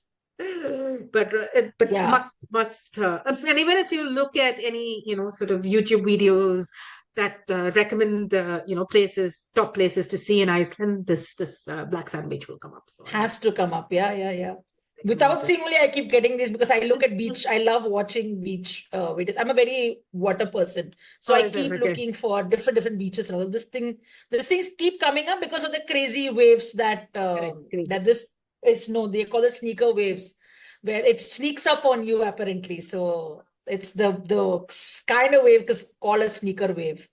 Ah, So yeah. Oh my no, God. Yeah. I luckily no waves sneaked upon us. I think that would be too Yeah. much. Thank God. That was an uneventful day. So they say that outside the beach, they actually have this yellow, red, green indicator. So if it's green and Yeah, orange is when they allow you to go. And when it's red, it's you like can't. sneak a wave kind of chances. So they don't allow people to go in. So you You thankfully could probably have gone on the Yeah, green or you're right. the You're actually now I remember. That's one of the announcements they did make in the bus. I remember now. All of these, I think, that is all by the weather warnings. And ah. so even though you think you set out on a tour and you're supposed to cover certain places, but on the fly, if the weather isn't conducive, they change the path and they take you somewhere else. I remember that now. That is exactly what Linda told you on the call when you called her the previous day. Did you hear the weather warnings? Yes. She Yes. must have thought, what kind of parents are we? Not only did they jeopardize themselves, they got a poor son sitting in the car with And them. the sun is the coolest of everyone. I know. So very nice, very nice. Where else did you go on this day? This was for the South So, Coast tour, you said, right? correct. So this was now Yes. 26th we've come to. So Mm. we did the South Coast tour then, and then So this was a waterfall and the Black Sand Beach. yes, and then afterwards on 27th we did the Geyser that we did. So Oh. I think it's Geyser in the British English, geysers in more Icelandic language or American. Oh, So I'll stick to calling it as the Geyser. Hopefully that Geyser is pronunciation fine. is right. Yes. And yeah, that's the one that where it went really high up. So you have to So wait how for it far away would you be standing when the when geyser this goes up, right? Yeah, no, you are quite close. You are quite close. You mm, go, so you kind of, there are many of these, and then they're obviously, they're marked, and you sort of stand behind that. And then that's it. You just wait for it. It's like every few minutes, and then you hear that and it goes all the way to the sky and it comes down. So that's amazing whoa. to see. And how is the ground over there? Yeah, you can walk. You can walk. So there are many of these. So you sort of walk and you go between them, and then there's these big ones and the smaller ones. So you just go seeing them like like the fountain that goes up and down. Yeah, dancing fountains And like, fountains right? like that. But these are so that Do you was get that the was nice. spray on your face? Yes, you do. Yes, you You do. do? But it's not too bad because obviously we're talking about it being really really hot, but little. Mm. You're still far away for it to be safe. But yeah, a little bit. Not And you have no snow in the surrounding areas of this geyser? the ice. You're walking on ice. So remember, the whole thing is still you're walking on ice, and then there is this center from which the whole thing comes like a big hot spring that goes right Unbelievable. up. There's the same floor which has a geyser and it Yeah. has ice. What is this place? But this Unbelievable. you need to see the videos really to visualize this because this is I think one unique feature. I don't know. I mean, I'm sure people who've traveled more might have parallels to where else they've seen it, but in my travels, this is the only place I've seen that. Wow. Do you have pictures or videos of this geyser? Yes, I do. I do. We'll You share that must with. share it up. Yeah, I'll definitely put it up on the blog and our Instagram page. They have to visualize. This is crazy. Wow. That was, yeah, it was. And I remember it's like every 5 to 10 minutes. That's what I was wondering what the timing was. Yeah. You keep Mm. walking, you're waiting. Every sort of 10 minutes, this Geyser goes up. crashes out. Nuts. Yeah. Do you get to see, get to tour any glaciers or those crystal ice? Iceland also has this massive, huge crystallized, Yes.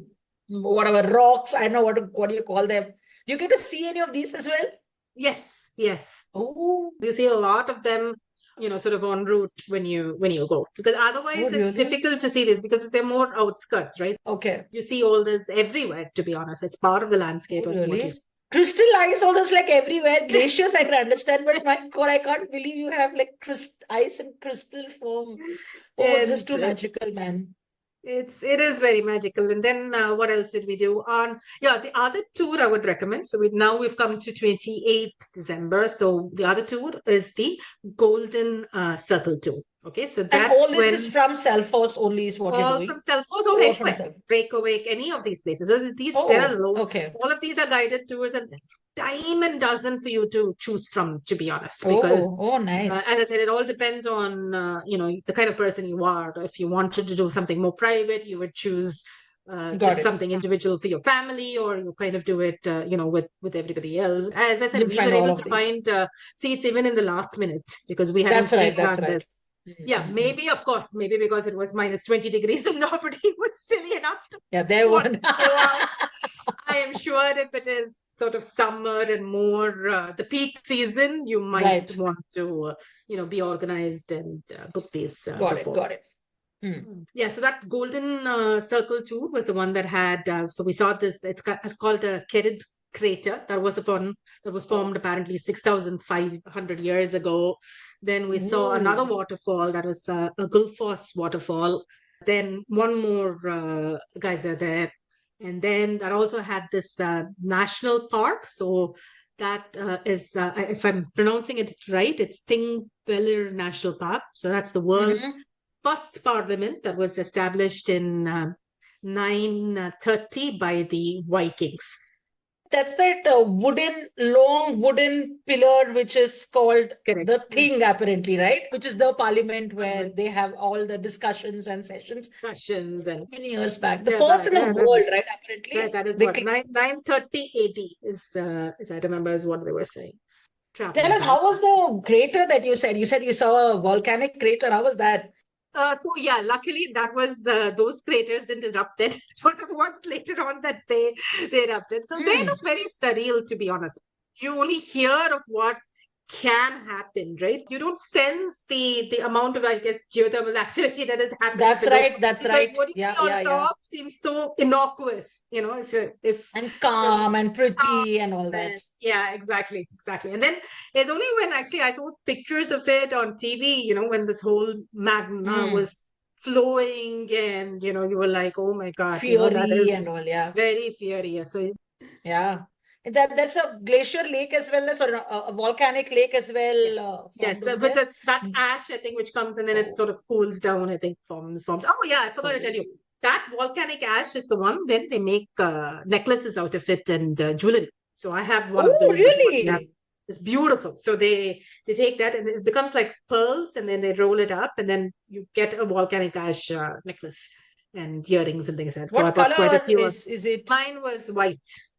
Oh, Mm, very, very nice. interesting. It's And what that's about amazing. how was the next waterfall? The first one you said was the very, very not half, almost entirely frozen one. Oh, What was the other one? The all the other Gulfoss. ones. So we saw, I think, I'm sure about 2, 3 waterfalls there, to be honest. All, as I said, names, I'll give you in the links, pretty much the same. So this is it. This is what I'm saying. So if you go in winter, you're pretty much looking at it being frozen. And I think by the time I got to the second one, I think I was done because it's like the same thing. I mean, the first time that Hmm. excitement was there, the second, third is like, it's same. It's just frozen. I Oh, don't think I saw very, very little water actually flowing. flowing kinds. It's just ice. And yeah, it was that night that we did the tour for my Northern Lights. So remember, we still haven't seen that yet. Oh. So every day, for the Northern Lights, again, there is this website, okay? And they will tell you That's right. Yeah, warning to say, is there a possibility of the sightings or not?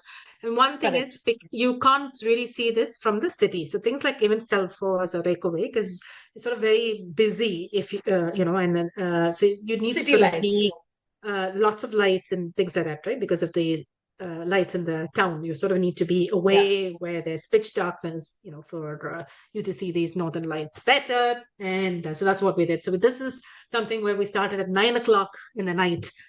We went by one of those tours, and then we were like, we went to literally the middle of nowhere, and we had to keep standing and then waiting for it, and then one person sort of who spots it first will be like, oh my god, I actually see it, and then you can. So how was it? You were so excited about the northern lights, no?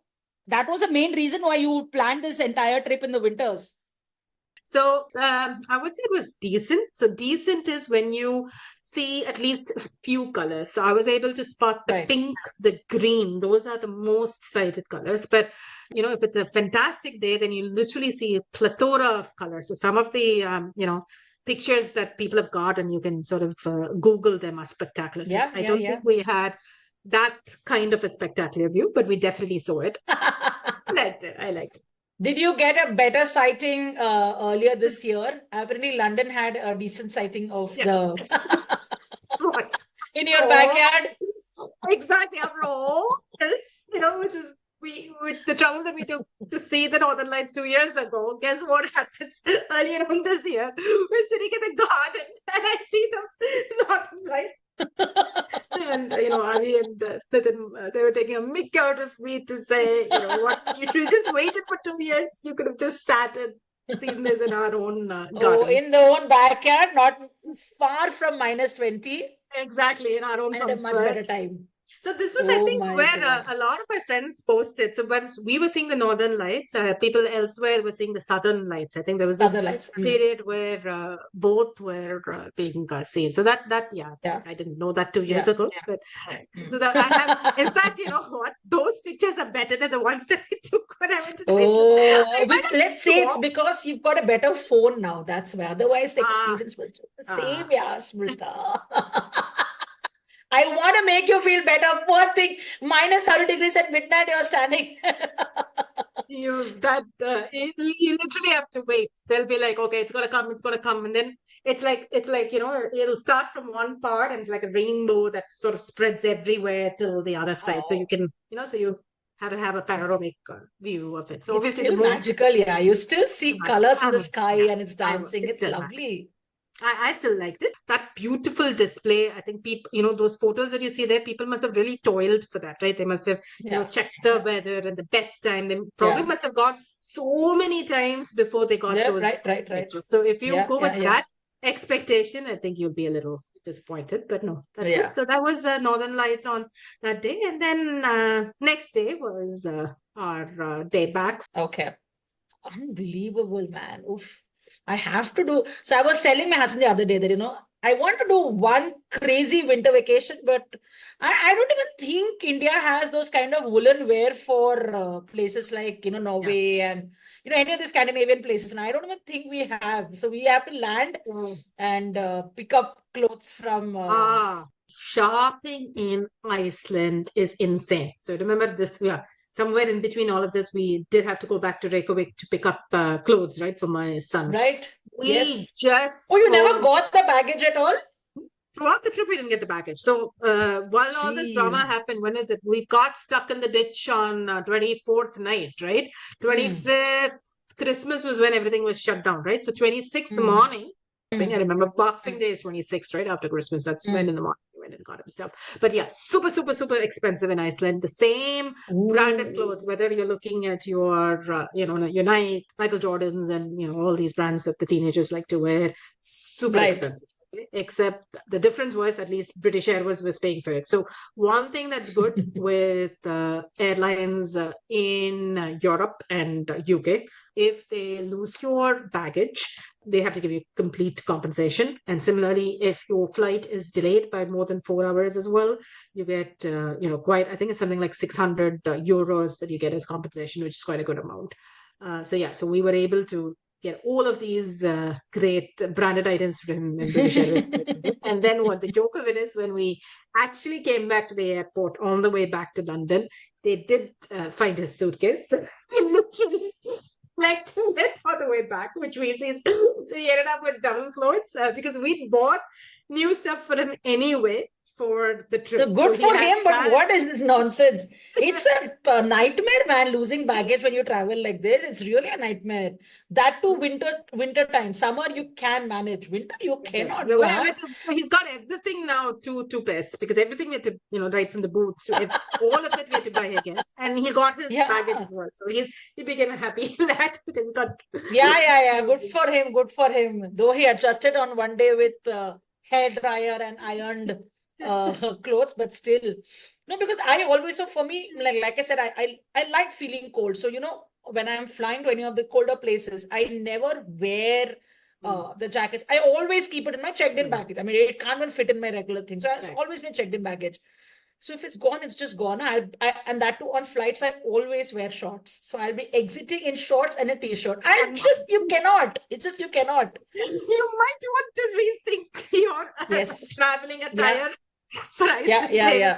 For Iceland or any Shorts. of these places. So it's actually traveling in winter is beautiful, especially because of Christmas, right? So the other travels that we've done normally is south of Vienna, Budapest, Salzburg. They all have lovely Christmas markets. So Yeah, Christmas that markets, is right? it's Oh, so quaint, and what you get there you won't get any other time. The lights are spectacular, and very if festive you and very very happy and all festive, that. very happy. Everyone's like, there are lots of songs being played, and you'll find people sort of dancing around the Christmas trees, very beautifully decorated Christmas trees. And especially like, in terms of the festive goodies or the hot chocolates. And if you Mm. like wine, you get spiced mulled wine. Mulled wine, oh, Mm. It yummy. is, Oh, it's different. It is not like and I mean, to be honest, it's not that alcoholic as well. So even if you weren't mm. not really a drinker, this is palatable. It's not too much of Yeah. alcohol, but the spices they add in that, it's so warm. And when you get that mulled wine, it's lovely. And then you sort of get all your crepes and your waffles then, and especially in these Christmas Yeah. markets, your fudges. So yeah, have a sweet tooth, you can Ooh. definitely put out quite a All clean soul plate. happy kind of foods you're mentioning. Yeah. So the Christmas markets, right, are generally like sort of carts that stay close to each other, and many of them Right. are like handmade stuff, which even like your candles, for example, very unique scents, and very very pretty things that you can bring back, and especially as gifts and things like that. Lots of Mm. snowballs, lots of ornaments for the Christmas trees to Christmas tree and hang. all. Yeah. Oh, so Mm. lovely. I love these festive markets. Ooh. Absolutely. Even UK is lovely. So we have Hyde Park, which is generally where December we've got our Christmas thing. So generally there's an ice rink if you're interested in skating. So It's yeah. lovely, man. It's lovely. No, and even apparently Reykjavik has I think it's supposed to be that their Christmas and New Year fireworks are supposed to be Yeah. like crazy Very legendary. crazy. Like tons and tons of fireworks. Um, It goes on for hours apparently. so I think that was it's New Year, isn't it? So because we Probably New weren't Year there. then. Yeah, we were Yeah. back by then. So generally fireworks for us is here. I mean, in the London Eye is when Okay. our fireworks happened, the London Okay. Eye Mm-mm-mm. Thames, and that's where you have your London. Oh. So they say that there are two very, very unique Christmas traditions of Iceland. One, that Mhm. Christmas is on 24th Yeah. and not 25th. And two, so every country has one Santa, and this Mm. Santa can be a different looking Santa across Correct. different countries, but Iceland has 13 Santas. And it's such a cute thing. So they are called the Yuli lads. And the stories are that once upon a time, they're very scary ones, but now because Santa Mm. is loved by everyone, it is now a loved kind of thing. So you Mm. have 13 Santas coming on 13 days prior to Christmas. So from 11th December, every day 1111 Santa will come. And you have to keep your, like how we hang up our stockings for Yeah. Christmas Yeah. in other countries, here you have to keep a shoe itself on your windowsill. If Okay. you've been a good kid, you'll get Ah. cookies or eh. candy. But if you've been a bad kid, you'll get a rotten potato. Oh my God. So what? It's actually the parents going around. I can't believe they have the heart to put a rotten potato. I And also do not know. I would honestly, like to know one parent who has given a rotten potato, but oh my God. I think it's just a story. But the thing is that you also keep a gift for the Santa of that Santa. day, the Yule lad of that day. You keep a gift for that person as well Right. in your shoe. So the Santa will come take his gift out and put a gift for you True. and go to the next house. This is so cute, man. It's- 13 Santas is so cute. I'll be so happy doing this. Imagine those Santas, climbing down the chimney, those slippery chimneys. I don't know the size of the Santa. I'm just wondering how Yeah. they managed to do that. And what the Santa's beard is going to be frozen, is it? I mean, I with the -20, imagine the white beard being frozen. Yes. A very interesting yeah. picture you have painted. Tell me about the food that you got in Iceland, yeah? Food. So that's so normally, yeah, we love to taste the local food where we go. We're Yes. big foodies, right, as a family. And so we kind of, again, we generally make it a point to go and taste the local food. We are vegetarians, so it is a bit restrictive. But to be honest, of late, I would say not that restrictive compared to, probably I would say options that you had 20 years ago. Right. Very, especially vegan as a concept is really latching on. And so Absolutely. you can, you can still manage to taste something local and, even if you're a vegetarian. But I think Iceland, especially, the so-called special Christmas buffets they have. Well, they had some reindeer meat, which is a bit too exotic. Oh. Yeah, honestly, they had so many meats spread out there. Was a challenge? We're okay. We're not squirmish at all, being around meat. But kind of, I think we had something. Potatoes are universal, so we ended up having something with a potato or a cheese or something, the bread, and we conjured up some pudding, and that's okay. But yeah, I think if you're really expecting to have great food, it was a challenge. Disappointed us a bit. Of course, if you have meat and you want something exotic, it's actually the other way around. I've heard people who love those loving it delicacies there because they're quite rare. Yeah. So I've had friends who've been to Norway and they're doing the same thing. So they are both meat eaters. Yeah. I would say to an extent, Indian meat eaters are not used to having, like, say, exotic meats like reindeer meat and, whatever, things like that. They're not used to, having such kind of, so it was a bit of a challenge. Plus, it was very expensive. So yes, a couple of days they did try the different kind of meats in their hotels, but then otherwise it was all from a supermarket and, whatever you get, and then you reheat and have it sandwiches and, pastas and things like that. It's not you can get yourself something, don't get me wrong. I don't want to scare people off. But if you, so if you want to book yourself, say, to that Christmas, spread. The buffet kinds. Buffet kinds, that's a waste of money, right? Because you will not be able to have hardly, I don't know, 80% of it, you're not going to be able to have. So then it's not worth. But, if you go a la carte and you're okay to sort of, have your breads and, as I said, more of sweet options, to be honest, that plethora, because the puddings are great and, that kind of a thing. So yeah, forget your diet. then hey, vacation, there's something called diet. That's out of the door. What about souvenirs? What did you get when you came back from Iceland? What souvenirs did you pick up? Okay, so we have a tradition in the family. So every place that we travel, we get two things. So one is a magnet that goes on our fridge. So our, fridge has a lot of memories. I like it. Second is we actually have a dedicated display unit in the lounge. Again, dedicated to all our travels. So generally one piece of souvenir for that as well. So we got, with, I think the pictures. So the magnet had the picture of the glacier, and we got one of Blue Lagoon and that kind of a thing. And same thing for this. And then I think we got some of those sweets and puddings. Generally, that's something that we get for our friends and family. Right. But that's it. And of course, I did my shopping with my lovely volcanic ash jewelry. That was a bit expensive. So I got those as well. Those are fabulous, man. Wow.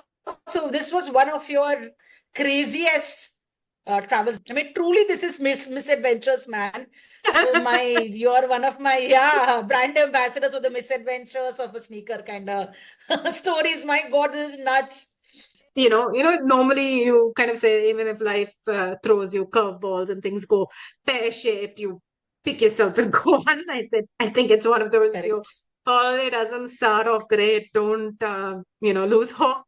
Come up with a plan B on the spot, and make sure you Yeah, enjoy it. It's not everything always in life goes perfect to plan. to Even plan. if you put in the effort, but yeah, I mean, all you need is, I guess, your loved ones around you, and you can make any holiday memorable.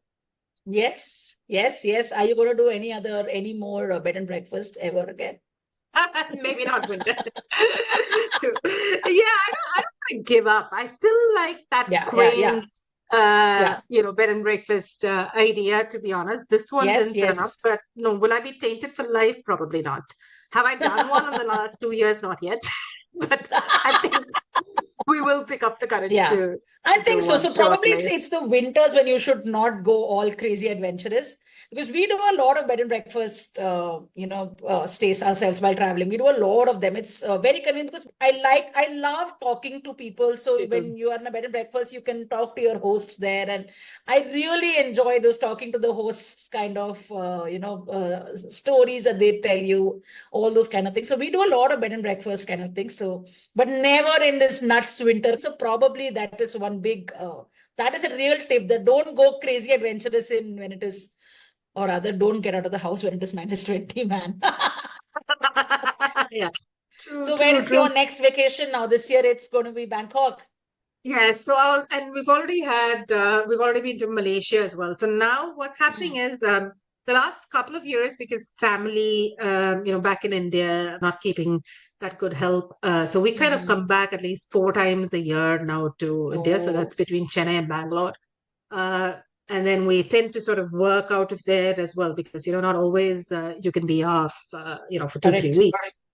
So Yeah. what we've realized is we've not really explored much within India, to be Mm-hmm. honest, because most of our sort of working life we've been here. I mean, I came here when I was 23, really. So Mm-hmm. yeah, so the two things on the list. Was it more of India, as in like as a tourist, make sure that you see places there. So we did sort of Kerala, we did Kumarakom, Mm. then we did Goa. We've never done Goa before. We did that, and also visit places in Right. Asia. That's so it's closer to go from India to sort of Malaysia, as I said, Absolutely. Yeah. Bangkok or Manila, for example. Yeah, Indonesia, you can do so all many of things. Yeah. those. Wow. Gorgeous Indonesia, places. Mhm. exactly. Bali, and so we did Malaysia earlier this year, Oh, nice. and that was lovely. So that was a different experience altogether. And so in Kuala Lumpur, there are a lot of people who speak Tamil, and that's my mother tongue. Really? So I was Wow. very, Mm. very happy. Yeah, a lot of Tamil people have gone and settled. So if you see the history, they all used to sort of work in the coal mines and things like that. So a lot of people went from Tamil Nadu. And you actually have all of these caves there in Malaysia, where, in Kuala Lumpur, where there's this Murugan temple, and you can go and see that. Yeah, that's a very, very Popular popular one. one, right? The big, huge Correct. one. So we Yeah. went and saw that. So now that's something that we're doing Mm. in travel. I mean, we as a family love to travel. So I guess, why do we work? I guess one of our goals really to work is Funding the travel, funding the travel. and funding the travel and doing this. And second is, I think, so my son's like 13 and a half, and here in UK, the culture is, when you're 18, when you go to university, you generally leave the family home and you sort of Work go yourself, to stay yourself. boarding or Yeah. Go yeah, so independent. that's sort of I mean, obviously a lot of it in India as That's well. I right. mean, I know you were hardly at home, I know, because you were out, but here it is sort of expected. So we probably just have another few years with him. So we, and at the moment he's still happy to come traveling Traveling with you guys, with right? us. Yes. Yeah, so we want to make the most use of it, and yeah, I mean, I guess as we age, I hope again we are. Healthy enough to still keep Yeah. traveling. But then there are a lot of things that you would be restricted Correct. with, right? So we want to make the maximum use of our time now. And even, I mean, now we have a lot more flexibility than when Nitin was younger. So traveling with a young child Yeah. has its own repercussions, and you can't do a lot of Lot things of when you're pushing the kid in restrictions. the buggy Correct. and things. Correct. Yeah. Yeah. So luckily we're past that phase, and he's a teenager now. So I would, recommend that to anyone who wants to travel. And I'm sure you've heard loads of those stories on your I love it each time. podcast. It's yeah, it is a pleasure if you enjoy that, and one that really is a stress buster. Really.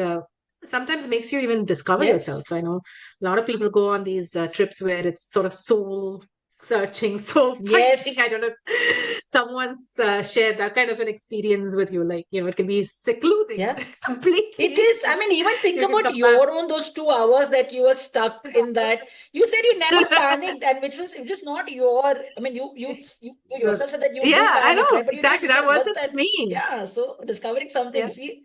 all right. That wasn't my nature at all. Very uncharacteristic of me. I still don't understand. Yeah. So probably such kind of things when you know that you should not panic, you do.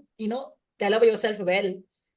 So it happens in every trip. If you really think a little more, you'll see that, oh yeah, that's something which is very unlike me and something new that I found out. True, true. So Lovely, man. That's one thing I just enjoy. Like I tell you, I just enjoy doing this podcast. You get to hear such amazing things. And then after that, I'll be thinking, oh, did this happen with me? What did I do? How would I have reacted? I love it. I just love it. Iceland, man, such a magical and a lovely place. I yeah, mean, no, I think that is one thing. So, in this Iceland, you never know what you're going to get in terms of experience, right? So I think the same thing if I went back probably in summer, I would have probably different correct. stories to tell, because it is such a dramatic place. It's so different between, winter and summer. And I guess each of us have our own experiences Yeah. there. So Man, so I don't think I'll go in December. Maybe I'll try and go in end February or March and all that. When it is at least not -20, it'll be -15 maybe. But no, yeah, it gets a lot yeah, warmer then. yeah, should be okay there. And you still can see the northern lights. There are still chances to see it in February, March as well. So I probably do that. It's a big bucket list for me, man. Do Big that. bucket list item. I really need to do this whole northern lights, as well as, I mean, not just northern lights, even I want to see Iceland assets as well. Woo, very excited. Fabulous, man. Smrutha, gorgeous stories, man. I love all the drama in your storytelling. It is so cool. I could totally picture every single thing that you said. Oh man. Well, and I must thank you, actually, before I sign off, for giving me this opportunity to come and talk to you. As I keep telling everyone, I love to chat, and imagine someone inviting me to chat. I mean, what more can you ask for?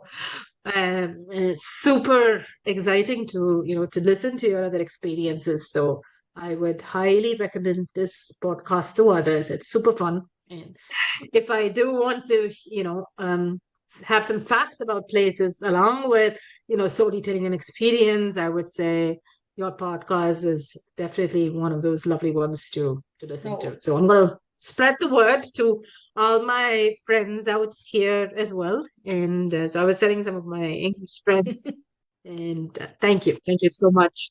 How kind of you. Thank you so much, man. I had a fabulous time with you yapping, man. So good. Thank you. Thank you. Same here. Same here. Cool. Right, everything. Wow, I really enjoyed this conversation with Smrutha. Lots of stories about Iceland, as well as lots of stories about her and her traveling style. And oh my God, you guys have to see the gorgeous pics of Iceland that Smrutha shared with us. And we can curate this entire trip for you guys. We have now started a new service of curating travel itineraries to destinations made just for you. So if you want to plan a trip to Iceland or anywhere else, leave us a note on Instagram or DM us on our Substack page and we'll plan something super special for you. Just look for Misadventures of a Sneaker on Substack or Instagram. All the links are in our show notes. Also, if you enjoyed listening to this episode, would you like to support our team by buying us a coffee? If yes, head over to our show notes and click on support to contribute any amount you'd like. It'll be a huge morale booster for us. See you in the next episode. Bye bye.